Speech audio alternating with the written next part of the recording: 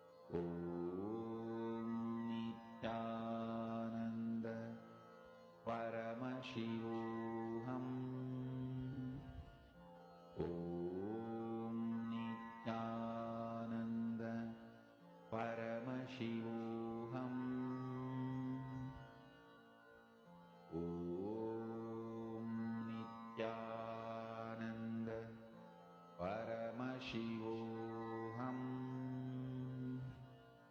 Om Nithyananda Paramashivoham. Om Nithyananda Paramashivoham. Om Nithyananda Paramashivoham. Om Nithyananda Paramashivoham. Om Nithyananda Paramashivoham. Om Nithyananda Paramashivoham. Om Nithyananda Paramashivoham. Om Nithyananda Paramashivoham. Om Nithyananda Paramashivoham. Om Nithyananda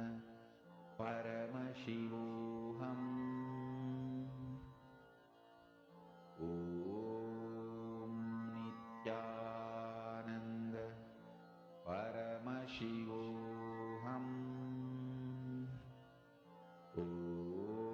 Om Nithyananda Paramashivoham.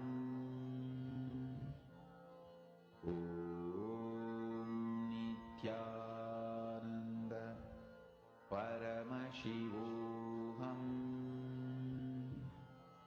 Om Nithyananda Paramashivoham.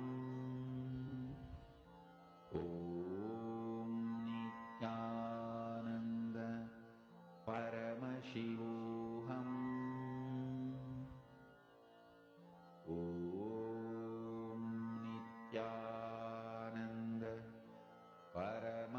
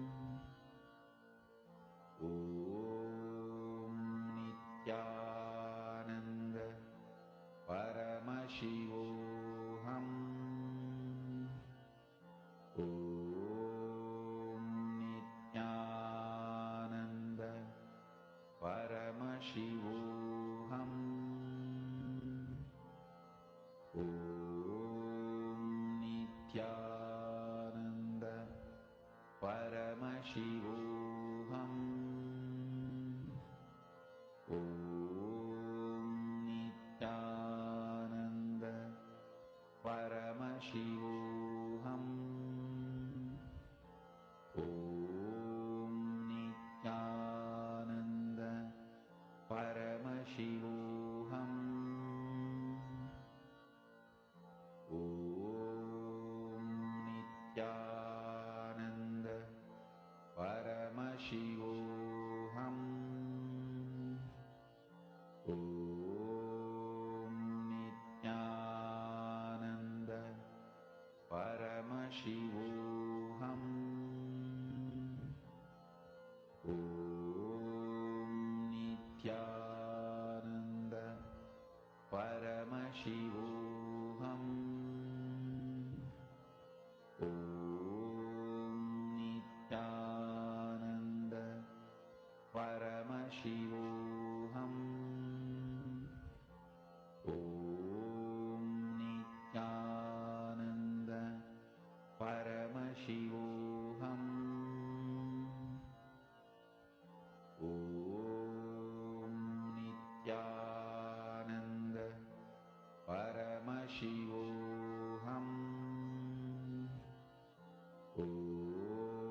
Om Nithyananda Paramashivoham. Om Nithyananda Paramashivoham. Om Nithyananda Paramashivoham. Om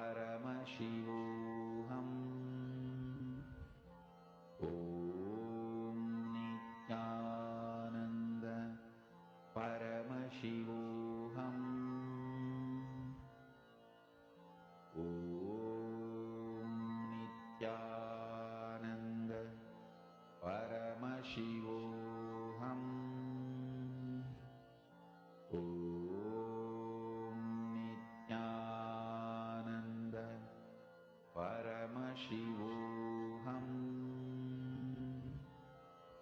Om Nithyananda Paramashivoham. Om Nithyananda Paramashivoham. Om Nithyananda Now, hope all of Paramashivoham. you are manifesting. Let us continue the enriching, and we're going to be entering into the next session, a very, very powerful one. And this will be a preparation for all of us for receiving the darshan. So let's listen to Swamiji revealing about how to speak to yourself and how to do Karna Dana Nyaya.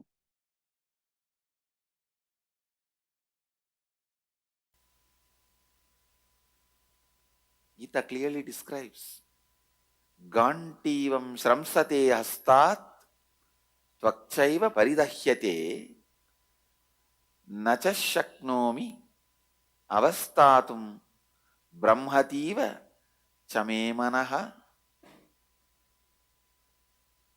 My bow Gandiva is slipping from my hands and my skin is burning all over. My mind is whirling as it were, and I am now unable to stand here any longer. It's a direct symptom of desperate depression. Desperation plus depression put together. The diagnosis is directly desperation and depression put together. The symptoms.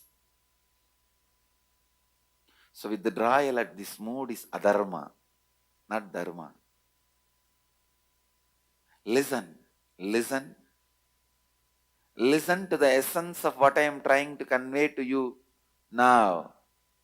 Whatever you may speak to yourself, whenever the aggression part of you is speaking, It is incompletion and leading you more and more incompletion, leading you to more and more incompletion. And whenever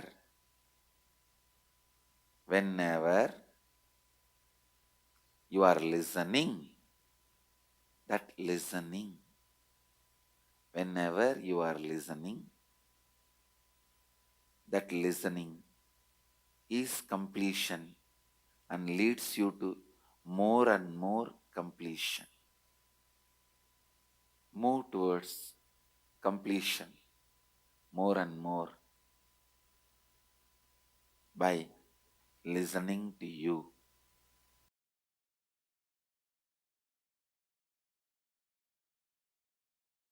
Completion solves but does not dissolve.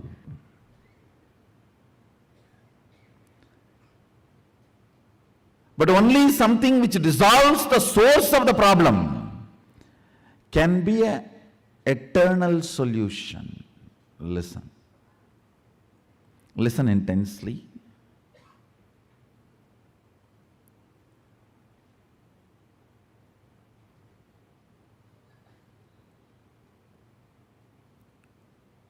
Dive into your depth.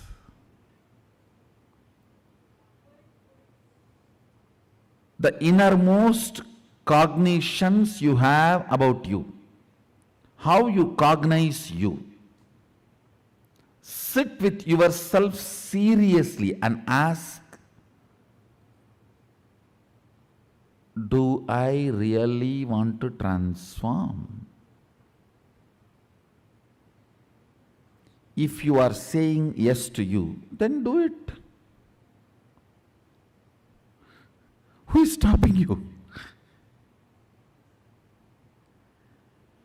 Ability to speak to yourself, convince yourself, is what I call tapas. Tapas does not mean you sit in the center of the fire, you don't eat, or you eat certain food, or you take bath 2000 times in a river, or you go to certain temple. I am not saying all that is not useful, all that is useful in different way. Real tapas is ability to sit with your depth and make your depth listen to you. Convincing your cognitions to change, evolve, transform, and build new cognitions. Listen. Convincing your cognitions and change, evolve, build new cognitions. After all, it is nothing but updating your inner software. Nothing more than that. It is just updating your inner software. One nice thing about this inner software, when you update, even your body starts, hardware also starts changing. Understand? Agama is the oldest software, revealed 60,000 years before for human beings, human consciousness. Maybe you can call it as Windows 1. Every incarnation is updation. The message comes. You want to update now? Remind me later. Do it in the night. You can choose anything. Every master is an updation. It's an update invitation. Windows 2, 3, 4. Now, after tired of sending windows, the door itself is opening.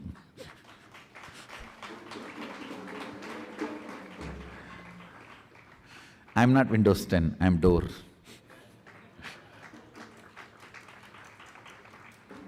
understand, upgrading your cognition, what you feel about you, what you reveal about you, and how you feel about you. Updating your cognitions is all needed in the life. Completion itself is nothing but helping you to update your cognitions, upgrade your cognitions. Completion itself is nothing but upgrading your cognitions.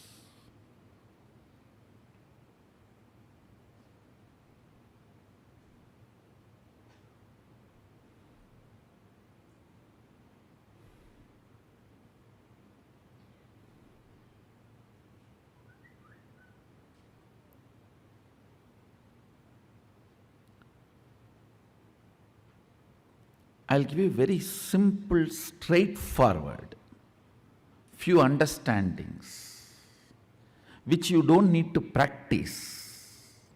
That is the problem. Anything you do not need to practice, you don't respect it. Only if you are tortured, you think you are given big things. No, really.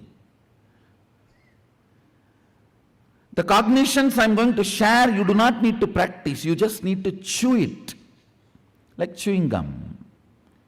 While you are sitting all by yourself, just chew it. Yes, seems to be right. I think this guy is cool. Maybe he's speaking to me only. That's all, just chew it.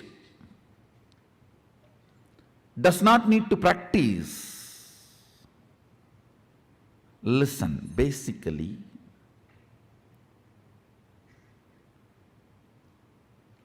the idea, transformation, changing your thought current or behavior pattern is difficult, is the biggest problem.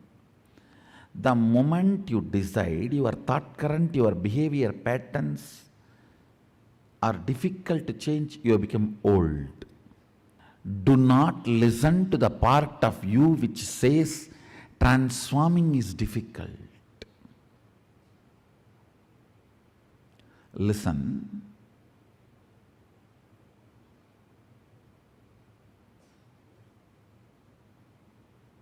The first cognition you need to break is the transformation is difficult and it's not for me. I just came because so many people came. I came because my neighbor came. I came because my opposite house person came. Wherever he goes, I go and see what is going on there. So I came behind him. This is not for me. Listen.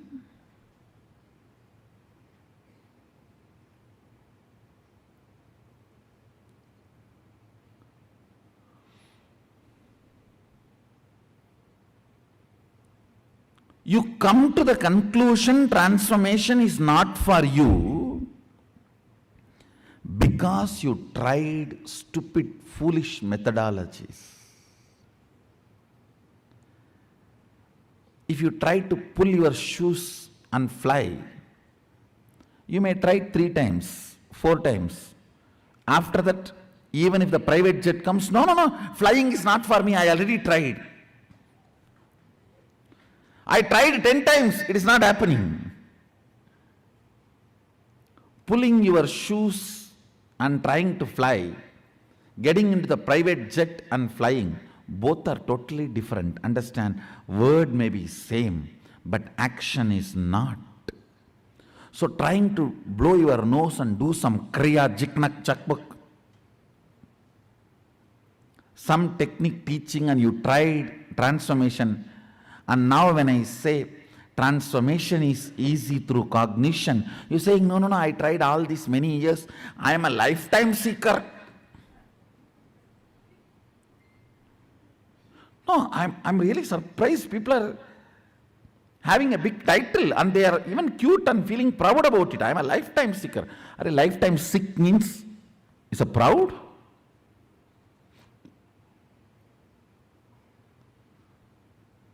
I am lifetime seeker. I go to all gurus and check out everyone. I am almost now off guru. No, there are many. Only that kind of people come to me. I don't know why. Only after going everywhere and getting nicely beaten.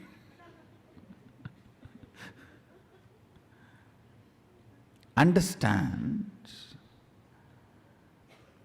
if you have not transformed, if you have not achieved what you got, don't blame you, blame the methodology and the fellow who taught you.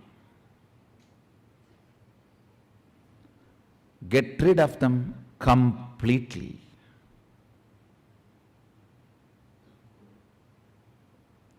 Listen, trying to pull your shoes and fly, getting into the private jet and flying is totally different. So,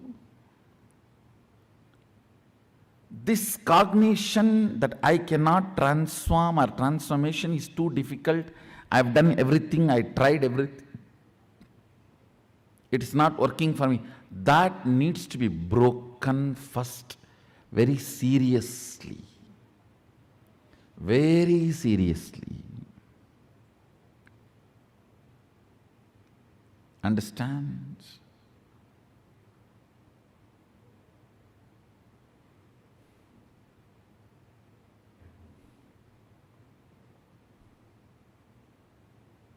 Very seriously, it needs to be broken.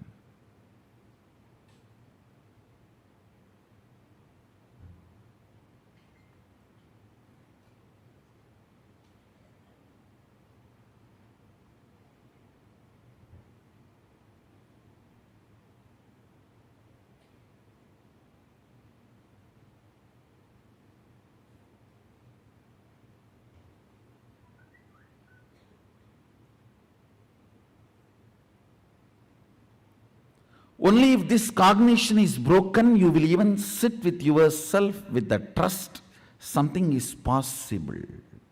Second important thing, your cognitions are built by you. Good news is, because you built it, you can alter it. Because you built it, you can alter it. For various reasons, you come to various conclusions without having the complete vision. Understand? Recently, I read a newspaper article. This anti-Hindu newspaper in Tamil Nadu, they have written an article that anybody builds temple in Tiruvannamalai will go to jail. Oh God. There are 1,000 temples in Tiruvannamalai.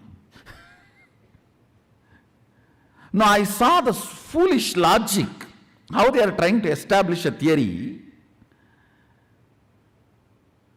They said, from Tiruvannamalai, 8th kilometer, one person built one temple. His brother-in-laws, son-in-laws, daughter-in-laws, elder sister went to jail. Then near Tiruvannamalai, one person built a temple. His great-grandfathers, distant cousins, brothers, sons, one of the payan went to jail.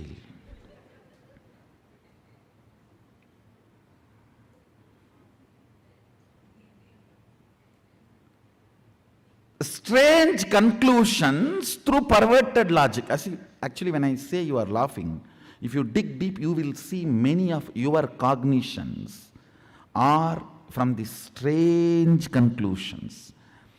These strange conclusions, and holding on to that strange conclusions and continue to operate is what I call trying to operate based on virus, not based on software.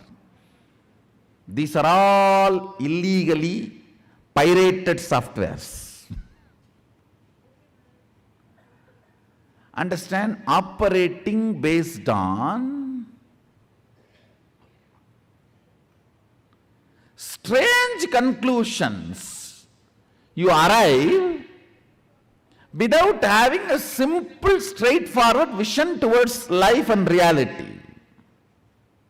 Strange conclusions you create in your life without simple integrity is what I call virus inside, which continues to keep you as a slave forever.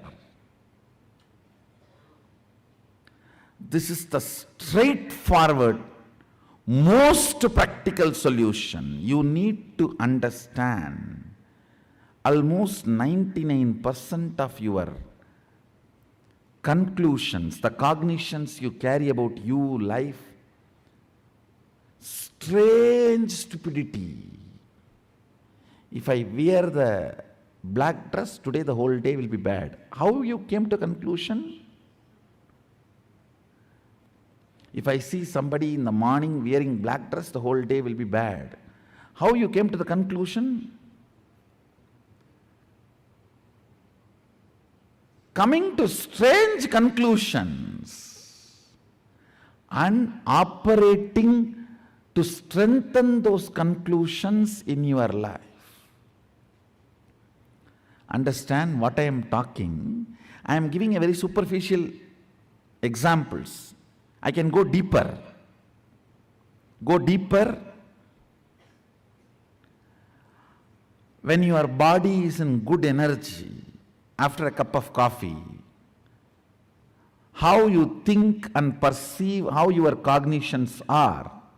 When you are tired, bored, body is tired, how your cognitions and perceptions are.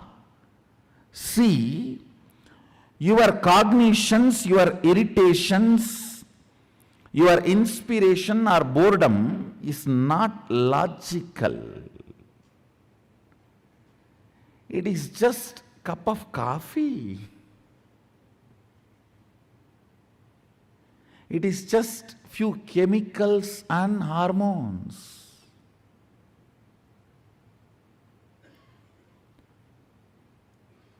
Distrusting your cognitions and trusting integrity as your software. Listen.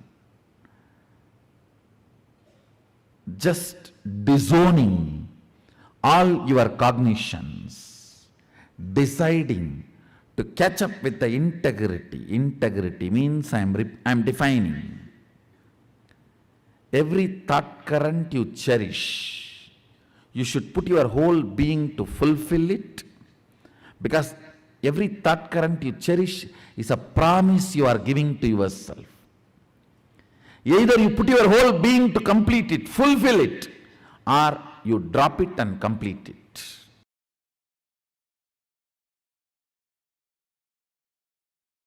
What I mean by the word enriching is you taking responsibility with integrity and authenticity that you are committed to continuously enriching, making difference to yourself and to others.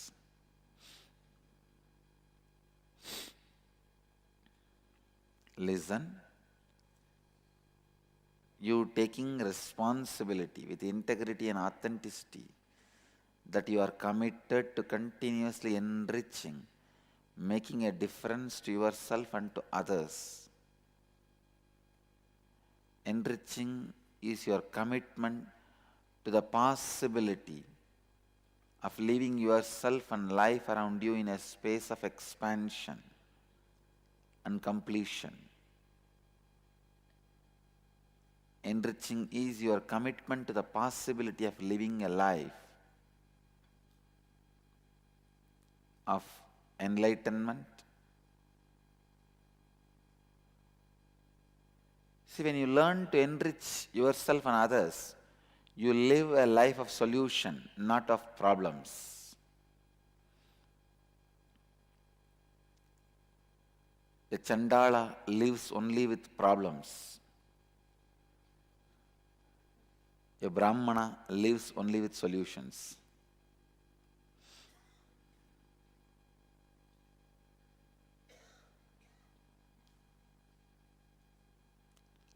Kshatriya makes problems, Vaishya solves problems.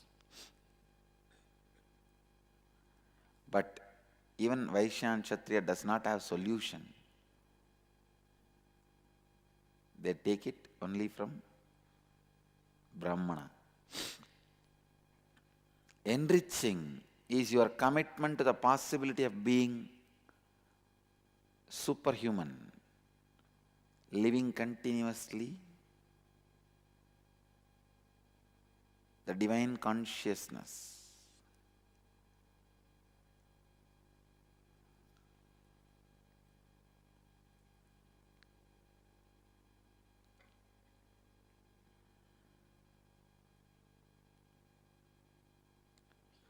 Do not give up on yourself and give up on others. That is the secret of enriching. Understand? Don't give up on you and don't give up on others. The master key to practice enriching you and others is don't give up on yourself.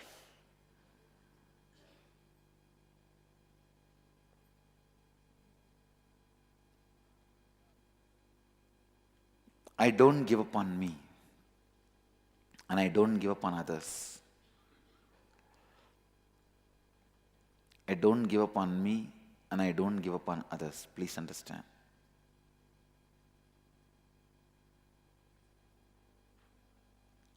How strongly you are going to remind yourself not to give up on you and others, that is going to make the success of your life, and that is going to keep your crown center alive, Sahasrara alive.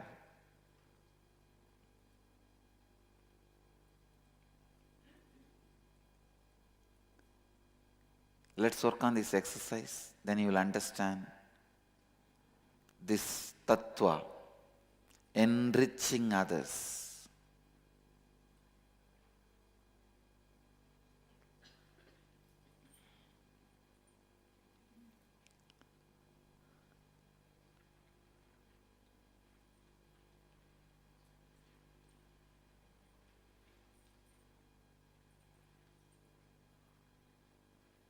Make a list of all aspects of your life that you are not satisfied or happy about it.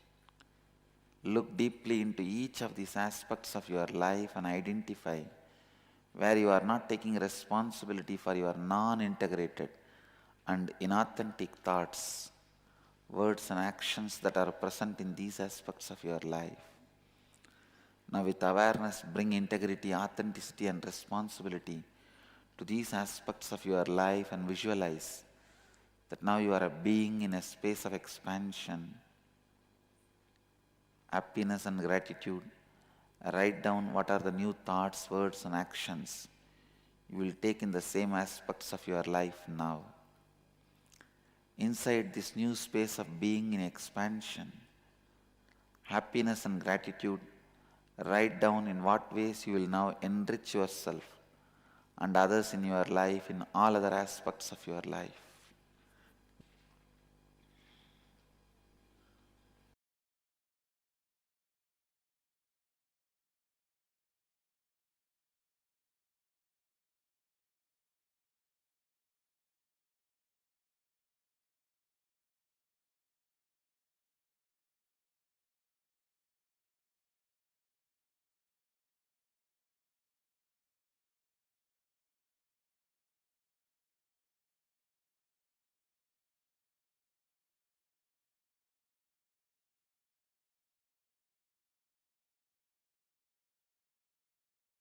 I'll just explain precisely the process I'm going to do. From the time you are born, your whole past, listen, from your date of birth until this moment, your whole past has left its imprint on your internal organs. Are you all clear about this statement?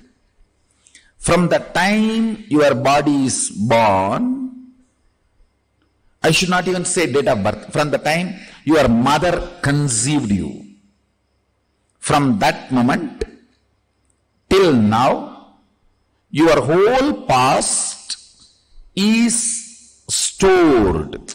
Its imprint is recorded in your internal organs. And from the time you remembered yourself as an individual consciousness, means from the time of amoeba till now, your whole life past, not this birth's past, whole life past is stored in your intra-organ. Understand the first statement? First statement, from the time your body is conceived in this birth till this moment, your past is recorded in your internal organs. From the time your very life happened, means fish birth, or the time you remembered your individual consciousness as a single cell amoeba, or as a fish, or as a tortoise, from the time life happened in you, from that moment till now, all the impacts of all your past births is in your internal, intra-organ, not internal, intra-organ. That's what we call Sanchita, the whole collection.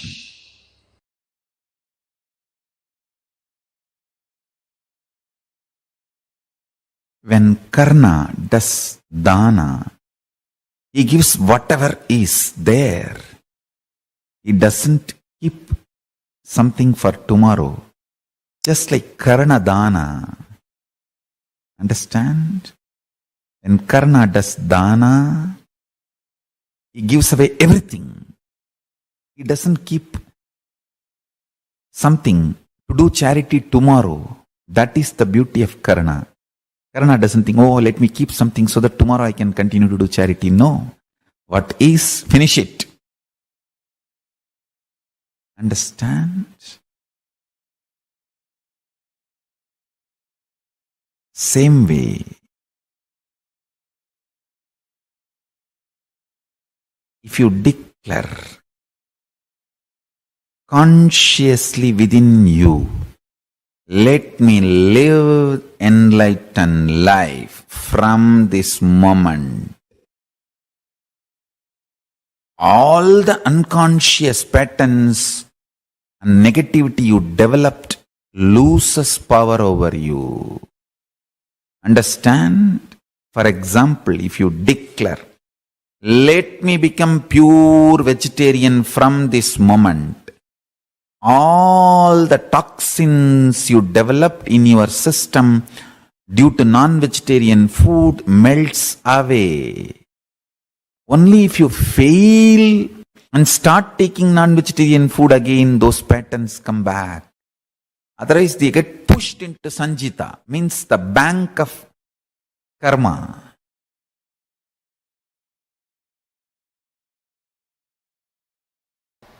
For the right strategy to happen in you, you need to be informed of these basic truths. Sarvam Brahmopanishatam. Everything exists as consciousness.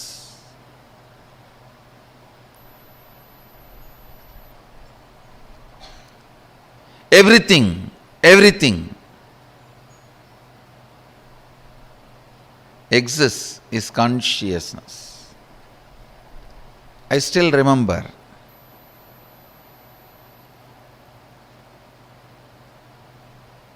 I was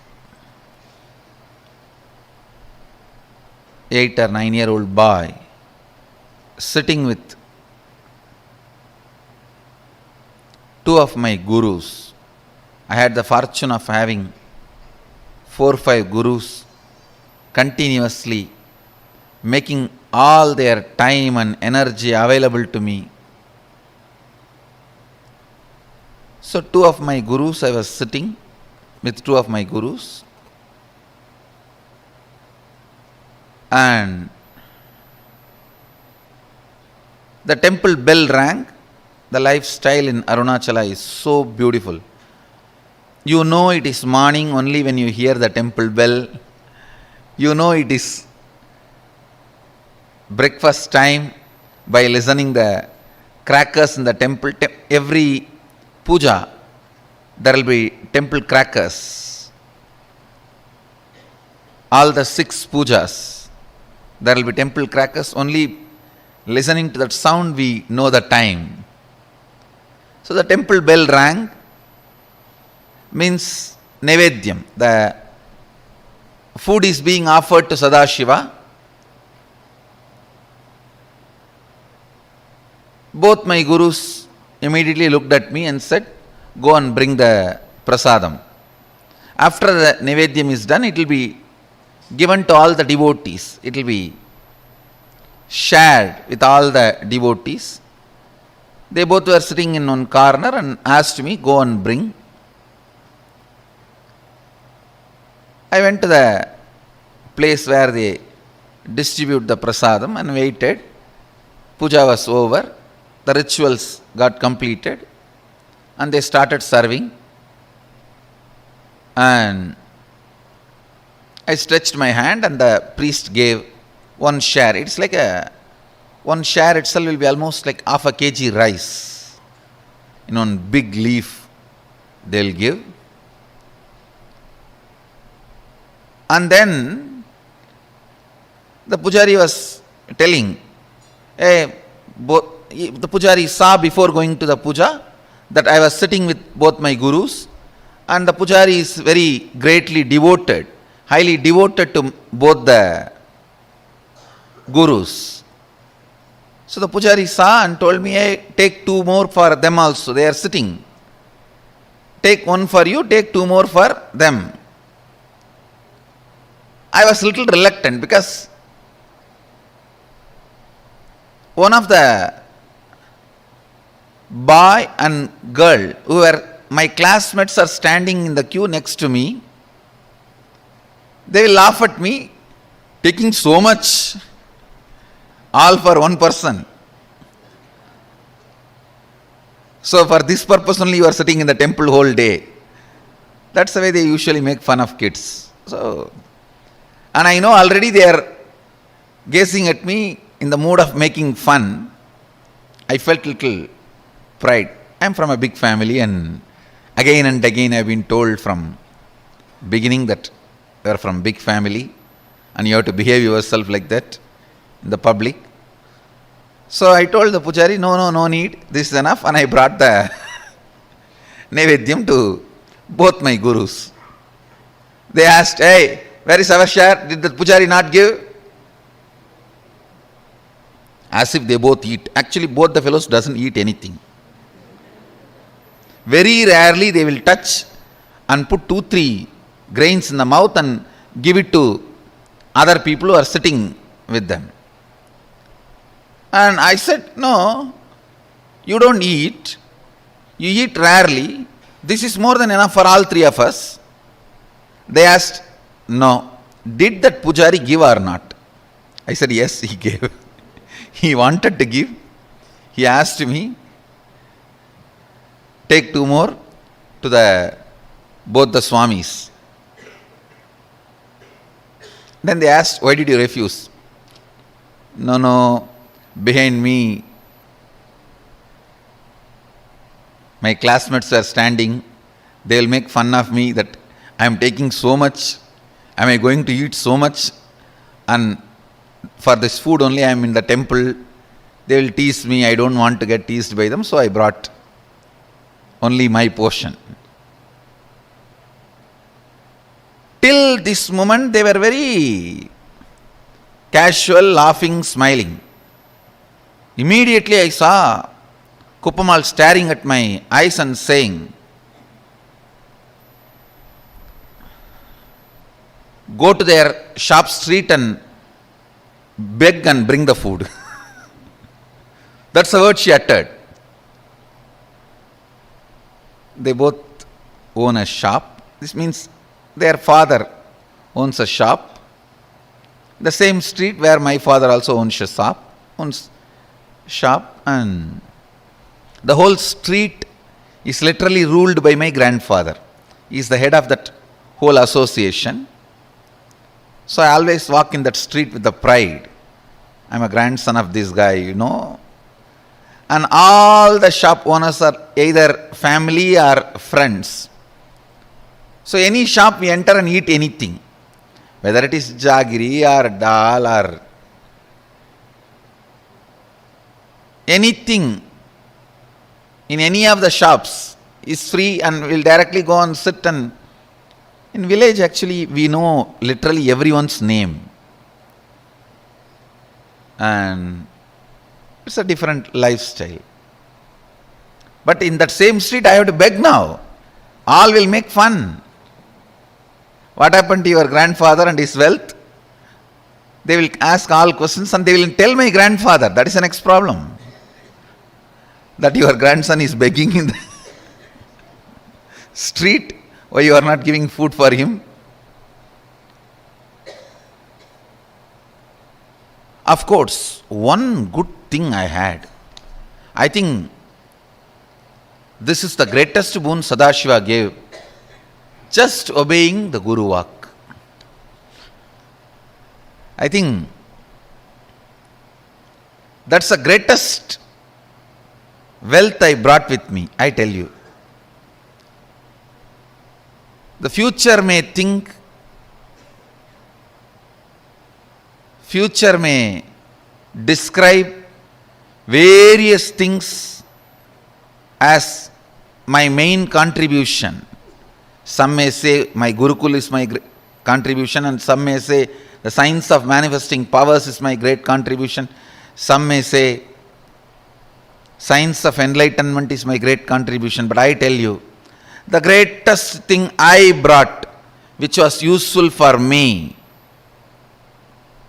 is surrender to the Guruvak.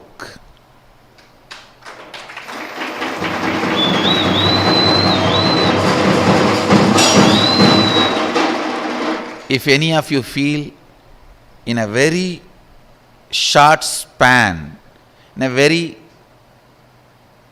young age, in small number of years, I have done big work.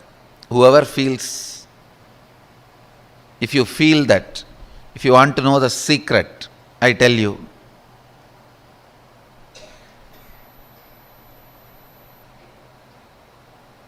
complete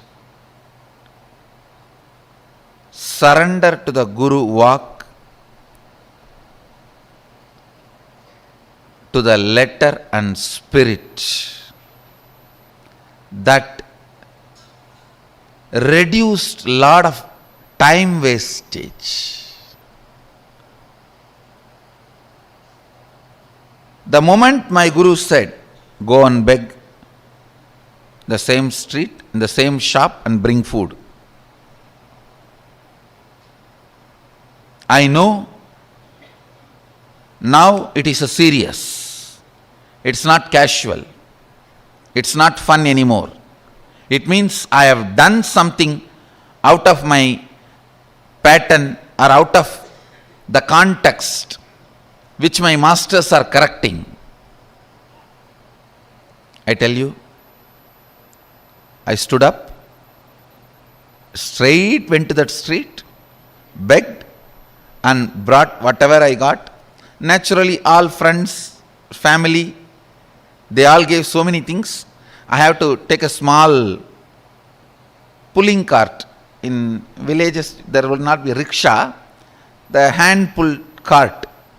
So I have to hire a small hand-pulled cart to bring all the items I got as bhiksha to my Guru. So I hired a small vehicle and brought the whole thing and put it at the feet of both the Gurus, and I realized, understand, that was one of the greatest realization I had.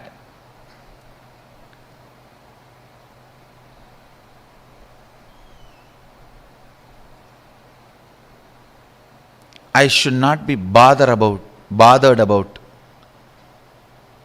imaginary opinions of others. I tell you, the liberation that happened at that moment is still now useful for me.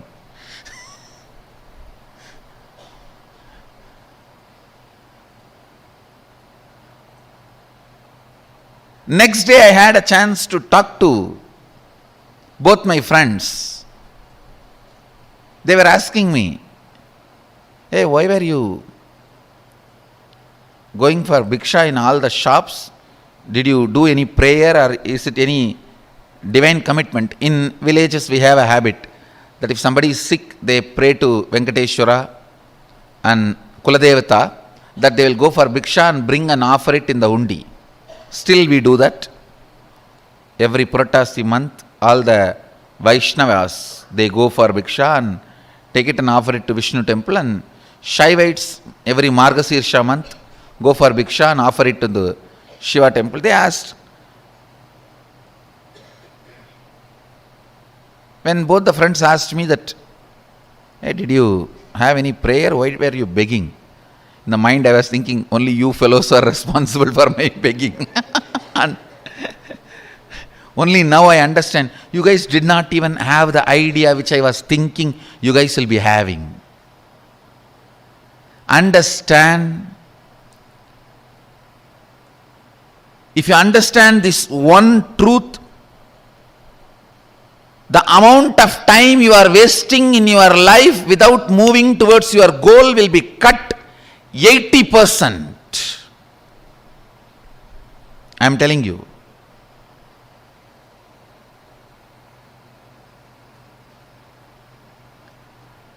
My idea that this is what they will be thinking, even though they are not thinking, and even if they are thinking, that should not be postponing or pushing my decisions and my actions, but imagining this is what they will be thinking and not doing what I am supposed to do. Please understand, this is one of the most powerful, sickening patterns in which all of us are stuck. Sickening pattern. Yes, if I worked on completion, I myself would have got out of that pattern, but when I am 50, fortunately, I had that implicit surrender to Guruvak. It only took 50 minutes for me to get out.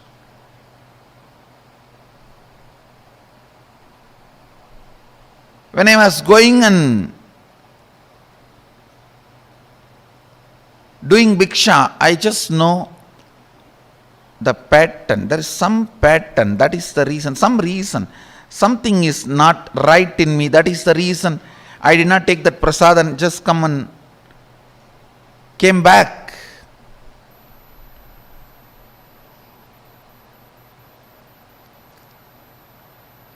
Not taking the temple prasad and coming back is too small act. It's not a big thing. And if they just shout from where they are sitting, the priest himself will bring and give it. Because it was only audible distance. They were sitting inside the temple only. They could have shouted, hey, get the Nivedyam, and he would have came and given. The act is too small, but they know the reason is too bad.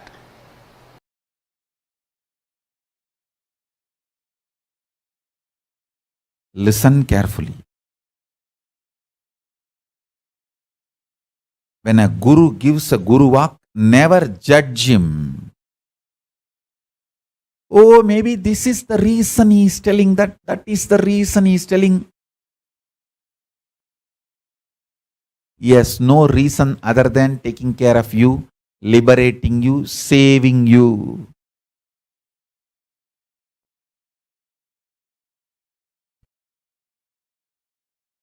Many times I have told people, hey, this is the time you and your husband should be away from each other. You and your mother should be away from each other. You and your brother should be away from each other. Means when there is a karma trait, karma connection running through them, one agitates the other with extreme compulsive reactionary patterns. I tell them, be away, be separated for some time. It will be good for you, otherwise both of you will irreparably destroy each other. Whoever listened, obeyed, they survived. When they try to give their own reason for my guidance, then who can save them? That is up to their life.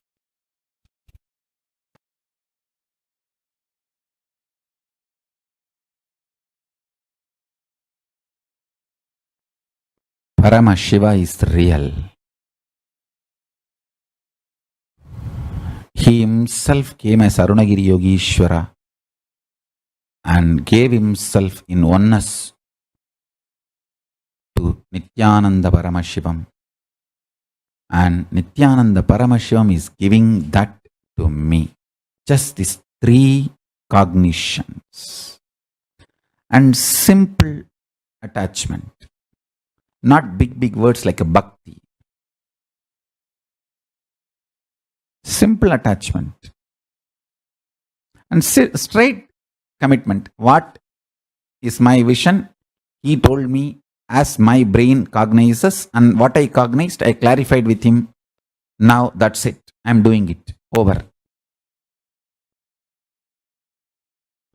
I cannot even imagine negotiating with my Guru. I can negotiate with the whole world for my Guru, not negotiate with my Guru.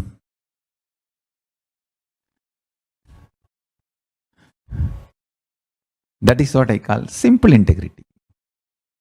Straight. I am committed to him. I'll do what he said. Over. No question of negotiating.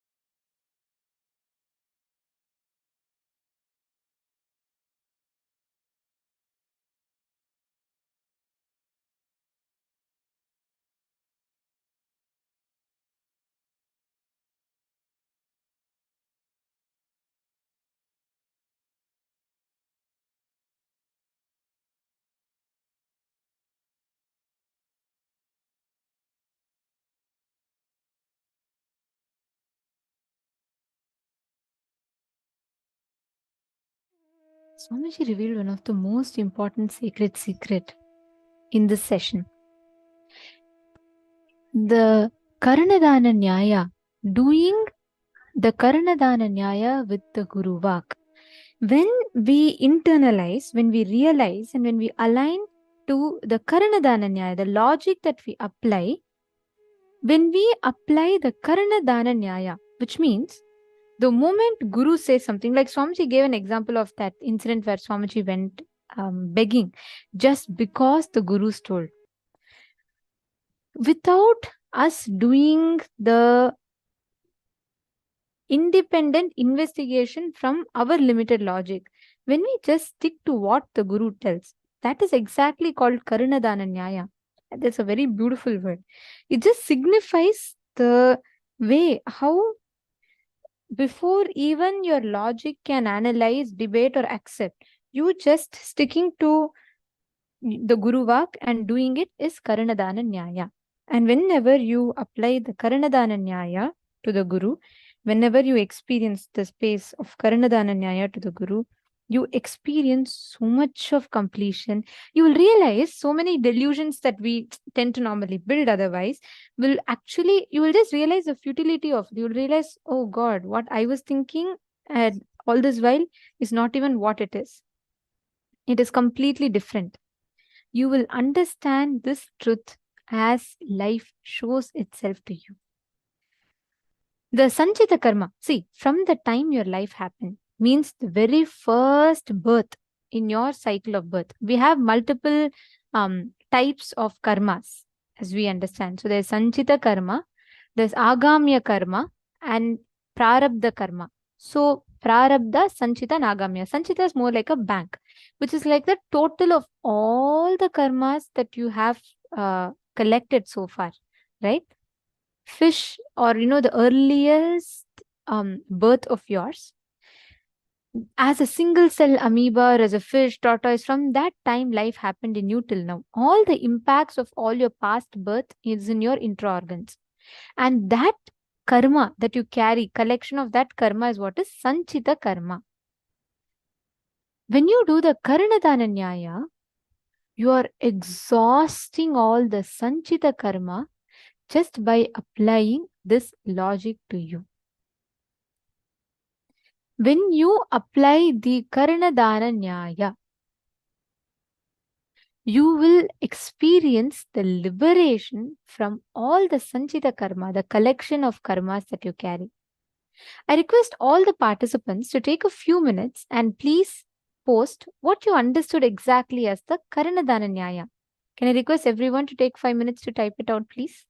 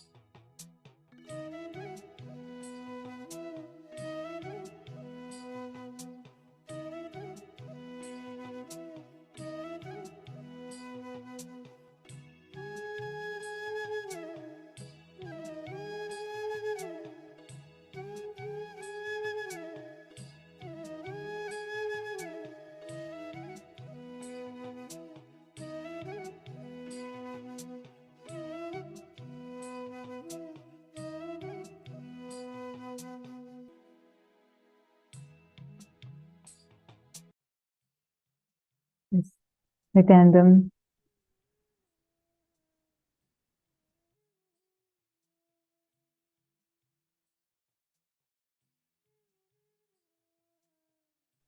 Yes. Now, I see many of you who have already started posting your clicks and understandings about Karna Dana Nyaya.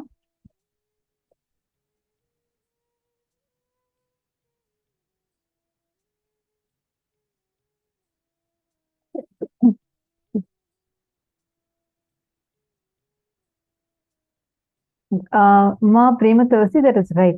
See, one more thing, it's not just not having judgments or thoughts. Like how Swamiji said it, even before, see, some of us feel like, okay, I can do it, I will definitely do it, I'll definitely do it.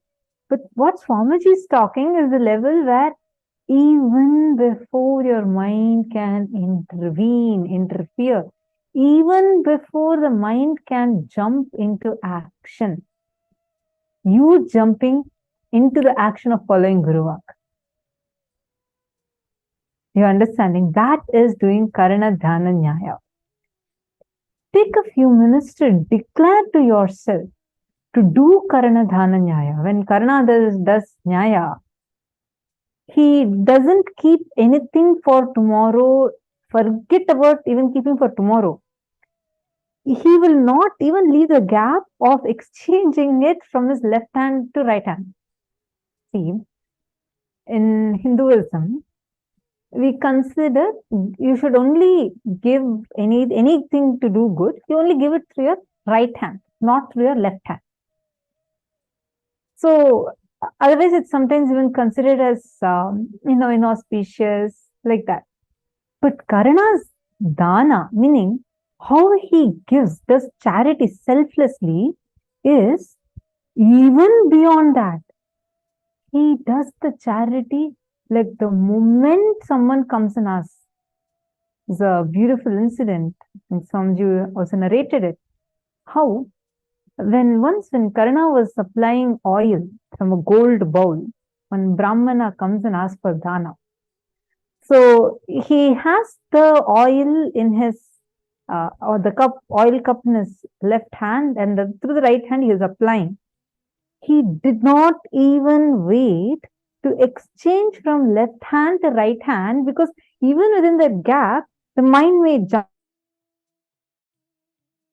and he just, that level should be our integrity to following Guruvak and Nyaya.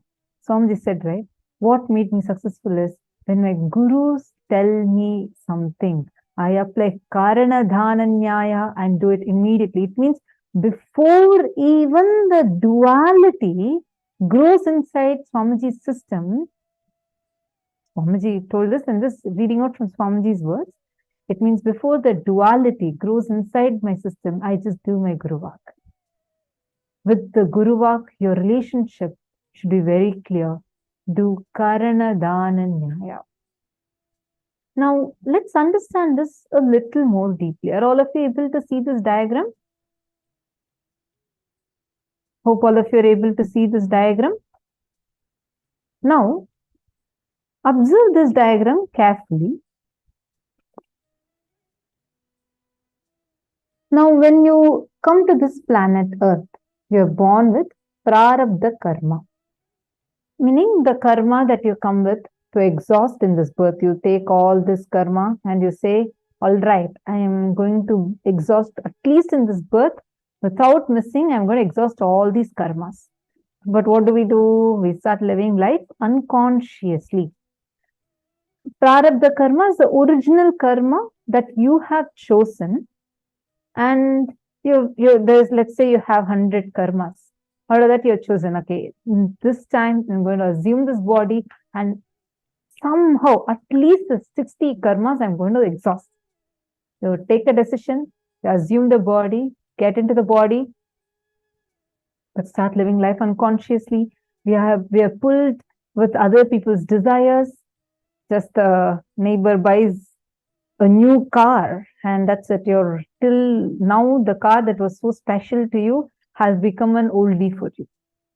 The moment your neighbor buys an AC, suddenly the temperature of your house rises up.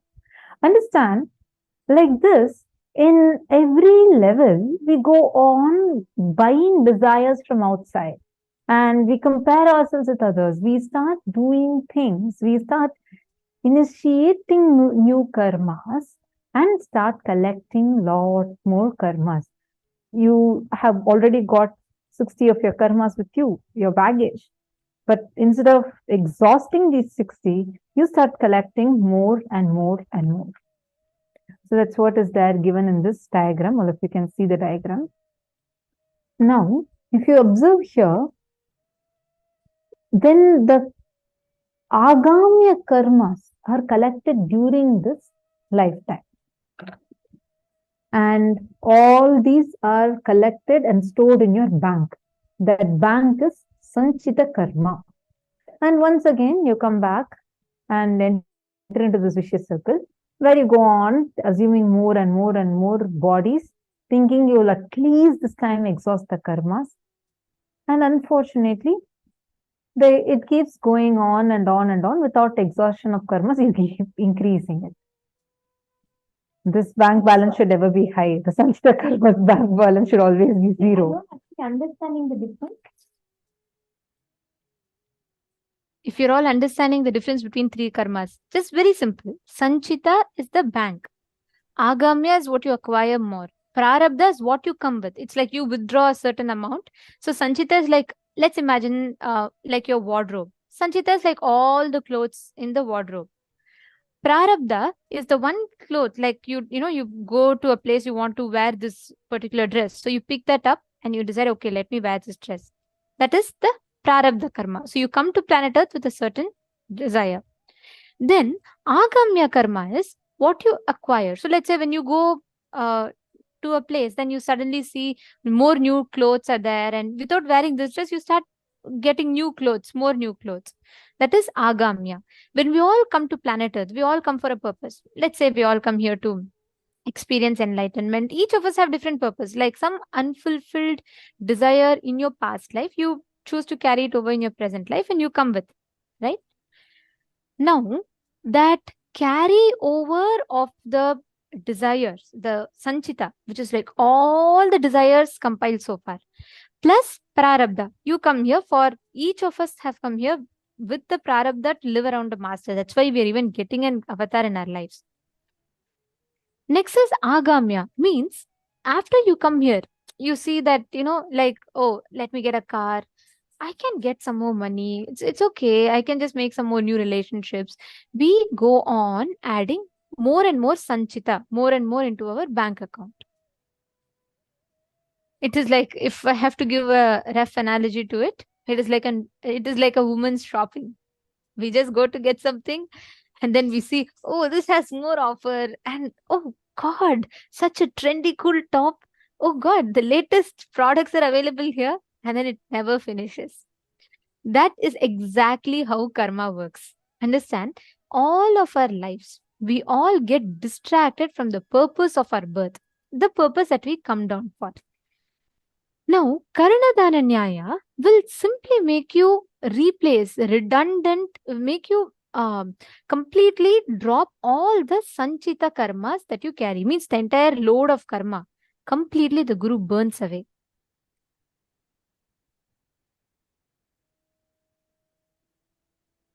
So understand, every time you apply Guruvak, you break the karma chakra. See, it's like this. If you start the habit of smoking, let's say you are starting to smoke every day, you are creating a karma chakra. It's a pattern. And you're adding that as a new baggage in your Sanchita karma, the bank. So you're going to add it there. Now, the Guru completely liberates you. He burns away your karmas. He completely makes all your karmas redundant. He says, come on, your whole slate is clean. Start fresh from now. That is what is the Sanchita karma. Burning of the baggage the Guru does when you apply the Karna Dana Nyaya. So you know why it's called Karna Dana Nyaya? Karna, when it comes to giving, he doesn't think twice. He doesn't stop. He doesn't even wait for anything.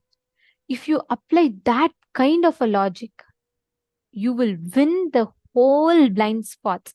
Anything that is there, if you just say, hey, Swamiji told, let me go do it, you will not even know why it is there, but you will go and do it. And that will give you a tremendous breakthrough. You will not know why, what is the reason, what is the logic, what is the breakthrough that you will get through it. You don't need to, wait for certain logic. When Guru is saying, go and do it, you will see how it will give you a breakthrough in your very conscious level. Whenever I remember this, right? I remember the story of Padmapada. It's a very beautiful story. Just once, the moment Guru calls, he just drops everything and goes. His name is Sanandana. So Sanandana is a very, a very great disciple of Adi Shankaracharya. He's not very intelligent per se according to the Guru, the students, right? He's not a very intelligent one. So he always, what he does is he used to go wash the clothes of the master. He used to wash the dishes and he used to serve. That's all he used to do. So all the other disciples thought, how intelligent we are. How he's very foolish. And Shankaracharya doesn't care about him and all. Just to show the intensity of this disciple, Shankaracharya plays a very beautiful Leela. He is sitting in the banks of Ganga. He's teaching, giving the satsang to all the disciples. Sanandana is on the other side of the bank and he is washing clothes. The Adi Shankaracharya just turns suddenly during the satsang. He just turns towards Sanandana and he says, "Oh Sanandana, please come." The moment he hears, my Guru knows my name. How we all feel when Swamiji calls out our names in darshan, right? We all feel like suddenly, oh my God, Swamiji is calling me. He had that 10 times more. He realizes, my God, my Guru has called me. He just drops whatever he is doing and he starts walking. Okay. And what happens is, he doesn't even realize that there's a river flowing in front. He just starts running. And the river, Ganga, she gets so paranoid. She says, oh my God, such a person with Guru Bhakti, if he drowns in my river, it is a karma for me. Immediately she makes lotuses bloom. So it's a very beautiful scene that is described. It is said, Ganga doesn't know next where he is going to keep the foot for the lotus to come and stand. So she's rushing wherever he's going to put the leg to, hold his leg, to balance his leg, the lotuses bloom. In a flowing river, lotuses never bloom. But this was a flowing river. Because Sanandana had to cross, lotuses bloom. He doesn't bother about anything. He just runs and he stands on the other side of the bank. All the disciples are shocked. Thus, Adi Shankaracharya gave him the name Padmapada, for holding whose feet Ganga bloomed lotuses. That is the greatness. See, whenever you apply Karna Dana Nyaya, you completely liberate yourself from Sanchita Karma. Jessica Martin is having a question. She's asking, in your example of smoking, say Swamiji liberates, but you go back to it. Do you have to request liberation again? Okay, I'll tell you, Ma. See, there are two parts to this question. I'll go back to the punching bag example that I was giving some time back. Right? Now, let's say there is something called karma chakra. Whenever you initiate an action, that whole action has a certain reaction in the cosmos. Everything that you send to the cosmos at some point or the other has to come back to you. That's a law of life. Okay. So let's say you're taking an action of, you're initiating a karma chakra by starting to smoke. You need to know, anyone has any addiction, you all need to understand this one truth. First time only you are smoking the cigarette, but from the moment the addiction takes over, the cigarette is smoking you, means it is not you're consciously going and initiating the action. Again and again it comes back to you. You are forced to do that. It keeps triggering your pattern. Every time you see the cigarette box, your pattern gets triggered. You just go beyond your own control and you go and pick up and smoke. That is karma chakra. You set an action and the cosmos has a cause and effect. right? The cosmos gives back the effect. Now listen very carefully. When you are standing in front of a punching bag, you give it a punch, okay? So the first push happens. It is bound to come back. But the thing here is, as long as you're standing in front of that punching bag, for every punch of yours, it is going to hit back. If you push it with more force, it is going to come back. And unfortunately, what happens, first time you give the punch, okay? You punch the punching bag. It is out of your free will. It is just hanging there and you go and punch. But second time onwards, you're bound to punch it, because if you don't stop it, it is going to come and just smack on your face one. So to protect yourself, you have to keep punching it. This is exactly what is karma chakra. Because once you start an action, you start a pattern, an addiction, whatever you call it. Unless you break free from that karma chakra, it is bound to come back to you again and again and again. There are two options, ma. One is you can stand there and you can keep punching it. That's what we all do, right? We try to keep fighting with the pattern to break free from it. It's like, okay, you keep punching it back.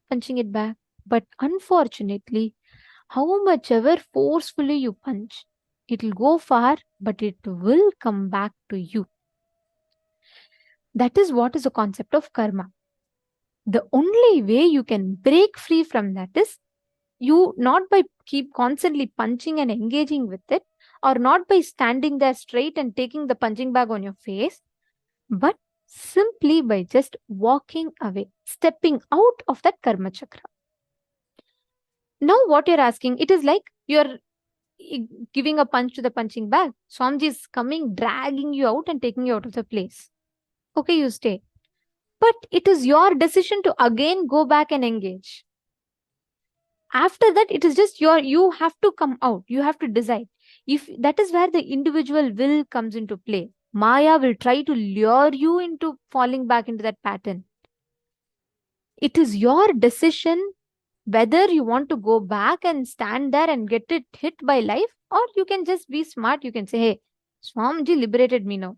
Let me not go back to that same cycle, the vicious cycle that I was stuck in. That freedom is yours. Understand? Swamiji can give you even enlightenment. He can drag you at the maximum. He can come, he can warn you. If you don't listen, he can hold your hand and drag you out of that karma chakra. But even after that, if you say, you know what, Swamiji, I simply just want to go back and stand. What will happen? Let me see. That is what is delusional arrogance. If we decide out of delusional arrogance to go back and stand, then nothing can be done. So if you choose to, I'm not saying you, when I say you, anyone, if we choose to go back to that karma chakra, then it's beyond our, nothing can be done. So you're saying, oh, this makes sense. So all of us wives who struggle with the lifestyle because of husband, this makes sense now. Why he says this for us to do. See, it is not, it is for each of us. This reminds me of a joke and I have to tell this.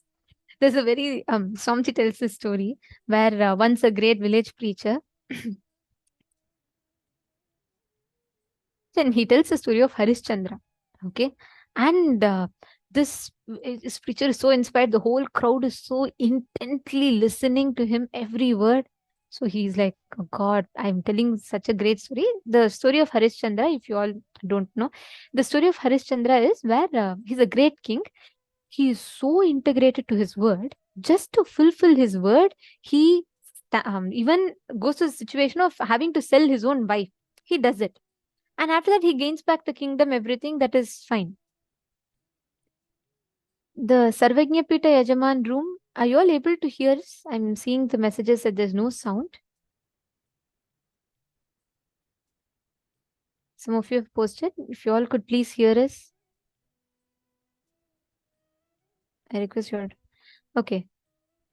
Thank you, Aya Vimal Patel. Thank you. I just saw that some of them had posted. Perfect. So anyways, Ma, I'll come back to your question. So your point reminded me of this joke. So this Harishchandra is a great king and he is like so honest. Just to fulfill his word, he will go to this extent. So the preacher finishes his whole story. Now he looks at the audience and he's like seeing all of them are very intensely listening. He looks at one man and tells, what did you understand? He tells, oh, I understood just for honesty. When you are honest, you can win anything in life. The preacher feels so fulfilled to hear that. So he looks very expectingly, he looks at another villager who was even more enthusiastically listening. He looks at that villager and he asks, what did you understand? This villager with so much of enthusiasm, he tells, sir, I understood that if situation demands, even selling your wife is not wrong. Sell your wife even if it requires. See, same story. You can come to your individual conclusion however you want. But the truth is this. You want to apply it for your spouse or you want to apply it for you, the freedom is yours. But understand this is a law of life. So, Ma Jessica Martin, it is not to do anything with someone outside, it is not to do with your spouse, it is not to do with you. It is the law of life. If you engage in that karma chakra, if you choose to continue giving that action for the reaction to come back, then you are stuck in that cycle. And the most easiest thing for all of us to do is just do Karna Dana Nyaya with your Guruvaks. Just any Guruvak. Like even sometimes in satsang, many of us may not have a direct Guruvak from Swamiji. But even in satsang, if Swamiji has told something, like, okay, this is what the whole Sangha focus on this. Do this every day. Like all those things also, just do Karna Dana Nyaya to it. Like for example, Swamiji has said, every single participant, the Guruvak for the participants is to distribute to meet 11 new people every day and distribute free Bhagavad Gita book. Just giving you this is one example, because this is one of the Guruvaks that Swamiji has given for all the participants. Now the most intelligent would be, Swamiji has told, let me get started right now.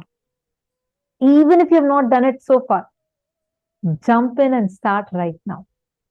That is doing Karna Dana Nyaya to Guruvak.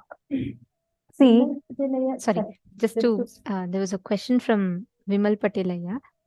Ayaz asked that, can prarabdha ever be removed without experiencing, or can it be exhausted in the sleep state? So, just to answer that, Aya, there's a very beautiful line. So, let's understand what is prarabdha karma, right?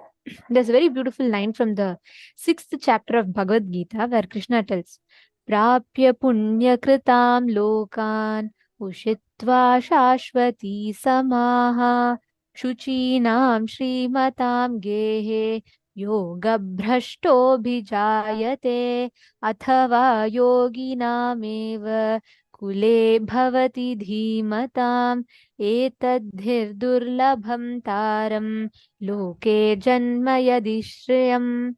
He tells, it's a very, very beautiful line. He tells, the unsuccessful yogis upon the death go to the abode of the virtuous. After dwelling there for many ages, they are again reborn in earth plane into a family of the pious and prosperous people.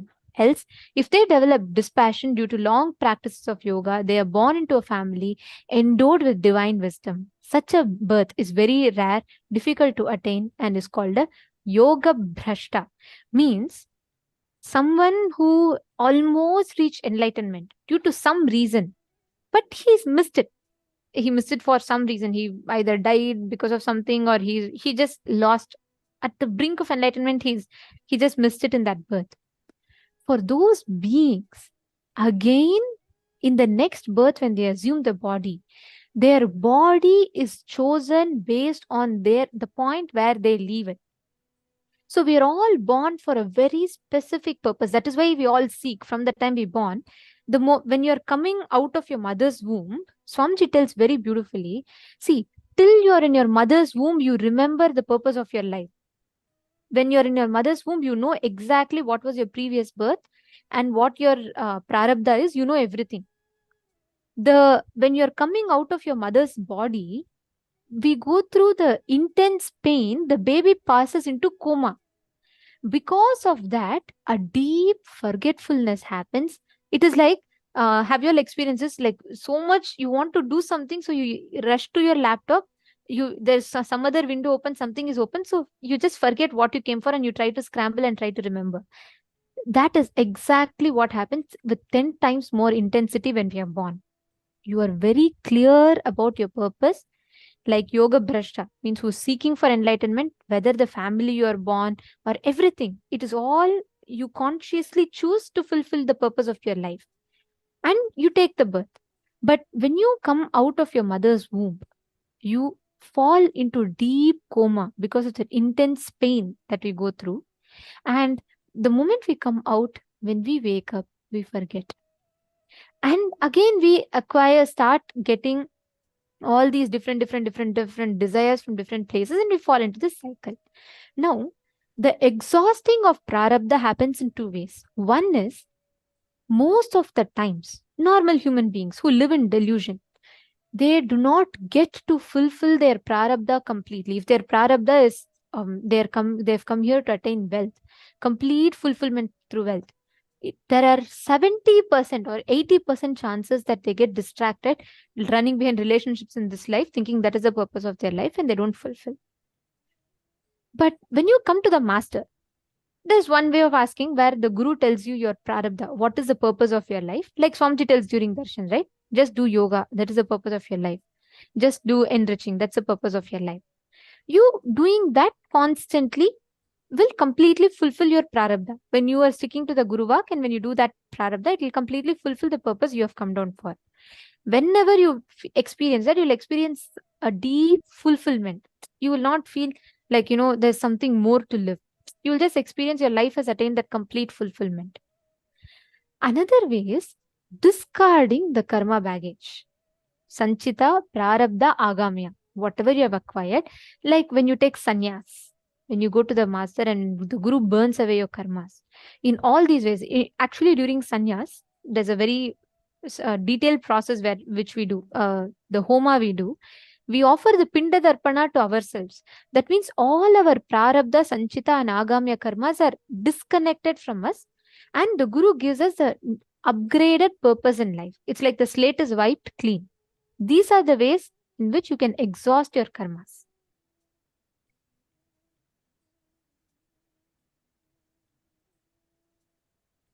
Different methods through which you can exhaust the karmas. You're getting it, Aya? Okay.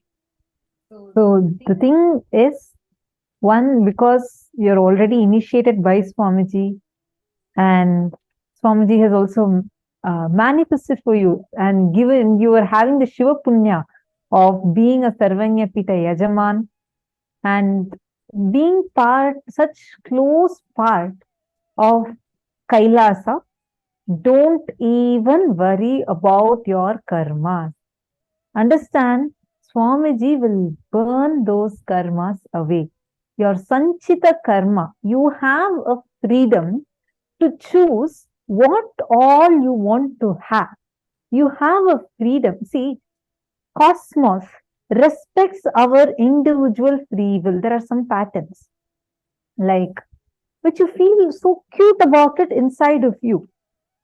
Outside, or even you feel like very comfortable, cozy to have it. Like, for example, for some people, early morning laziness, right? You just don't want, you're not even interested in completing with that. Like, you just don't want to get rid of it. You feel it's cozy, it's comfortable. Or sometimes you're feeling cute about it. Such things which you feel inside of you as what you want, and you don't want to let go of it, those things stay with you. Are you understanding, Aya? So whenever Swamiji is removing the karmas, he removes all our karmas. We, out of our free will, we hold on to certain things. But you can ask to remove even these karmas away to Swamiji, and Swamiji will remove it for you. The best days for removing your karmas and offering it all at Swamiji's feet is Guru Purnima day, the day of Guru Purnima, the day of Swamiji's Jayanti. These are like two main days where you can literally offer.